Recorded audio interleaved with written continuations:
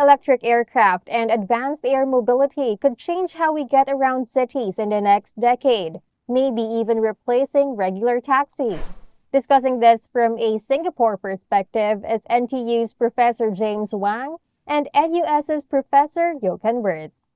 Professor Wang and Professor Wirtz, what changes can we expect in Singapore with the rise of advanced air mobility?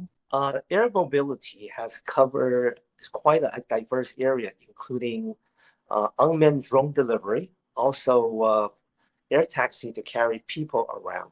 And the Singapore, we have to know that it's an island. Size is limited. We are only about 750 kilometers square.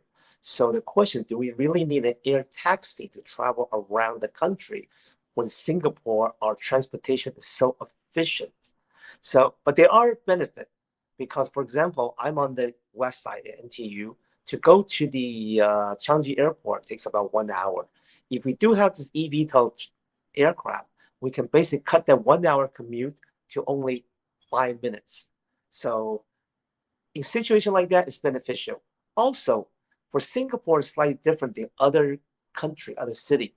Singapore was surrounded by many other country and city. We can use the eVTOL easily, for example, to go from Vivo City, the shopping mall, all the way across Johor in Malaysia in just like 5 minutes. Or in the future, a few years from now, when the battery become better, the duration of these eVTOL flight become longer, we can even fly from Singapore to KL, Malacca very quickly, very conveniently, without having to go to an airport. And that is the benefit of the eVTOL, air taxi, and advanced air mobility. Of course, that is a new and exciting technology. It compared to cars, it is a lot faster. And compared to helicopters, it is not as noisy, it is cheaper and more easily available. So that's a welcome added mode of transport in Singapore. But are we ready? What new infrastructure will Singapore need in order to support advanced air mobility? Starting with you, Professor Wirth. We already have helipads for helicopters, and we will need similar takeoff and landing and charging spots for the new AAMs. And the good news is because they are not as noisy or they are much quieter than helicopters, we can be more flexible. So maybe on more of the rooftops of our high-rise buildings, hotels, hospitals, we could have such takeoff landing spots for these new electric flying vehicles here.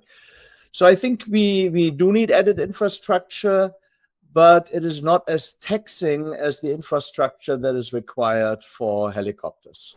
The benefit of having air mobility, specifically talking about the eVTOL, electric vertical takeoff and landing aircraft, they allow these vehicles to basically take off on a very small confined space, like the size of a small parking lot.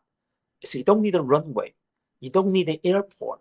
So we can do this directly from the rooftop of a shopping mall or neighbor parking area converted into a vertiport. So this opened the possibility we can have multiple locations throughout this Singapore island that allow us to not go to Changi Airport, but we can get on one of these and move easily between points to points in the city or between Singapore and neighboring cities. With the many uses that both of you have raised, how do you anticipate passenger demand for AAM flights within Singapore to evolve by 2030? Professor Wang? In order to increase the popular demand and the people interest riding it, first, they must feel safe riding this. So we must prove these eVTOL electric vertical takeoff aircraft are safe to ride. And secondly, they must be relatively quiet. It doesn't intrude. So that is the benefit of these electric eVTOL. Just like we see nowadays, we almost sometimes don't hear electric car coming behind us because they're so quiet, right? So these are some of the issues: safety, reliability, and also quiet, not intruding the public life. Finally, the cost of riding in one of these. Today, to ride in a taxi, the average price around the world is about $3 per mile. To ride a helicopter is about $15 per passenger per mile.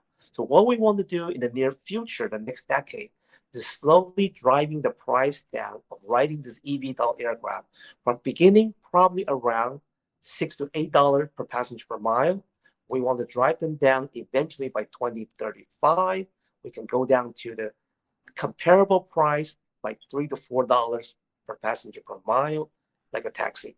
Then I think people will start riding them. That's, of course, a difficult to predict scenario. But let me say, overall, we already have some helicopter traffic in Singapore that may be replaced by these new AAMs simply because they're more cost effective. There are differences, of course, that helicopters allow you to carry more people than these battery-driven AAMs. But most of the helicopters not fully loaded. So it depends a bit on what kind of demand. So for emergency, like transport to the hospitals after an accident or something, they would be very welcome because really fast and they could land right on top of the hospital. For high net worth individuals who want to rush to the airport, they may be willing to pay the money it takes for the time you save. There is probably also some tourist demand. We already have flights by helicopters that tourists can use to have a look at the harbor and the islands and so on.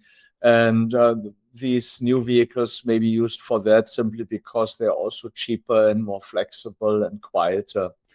Having said that, for cities that have heavy traffic congestion, these vehicles are, of course, a lot more attractive. If you think about Jakarta or Kuala Lumpur or Bangkok, the value proposition of these cheaper, more flexible AAMs is welcome and probably will see a higher demand simply for the congestion reason than we will see in Singapore. That's at least my view. Thank you so much for sharing your insights and for joining us today, Professor Wang and Professor Wirtz. Thank you. Thank you so much. It was a pleasure to be on your show. Once again, those were Professor James Wang, Director of the eVTOL Research and Innovation Center at NTU Singapore, and Professor Jochen Wirtz from the Department of Marketing and Vice Dean of MBA Programs at NUS Business School. For more news, visit sbr.com.sg.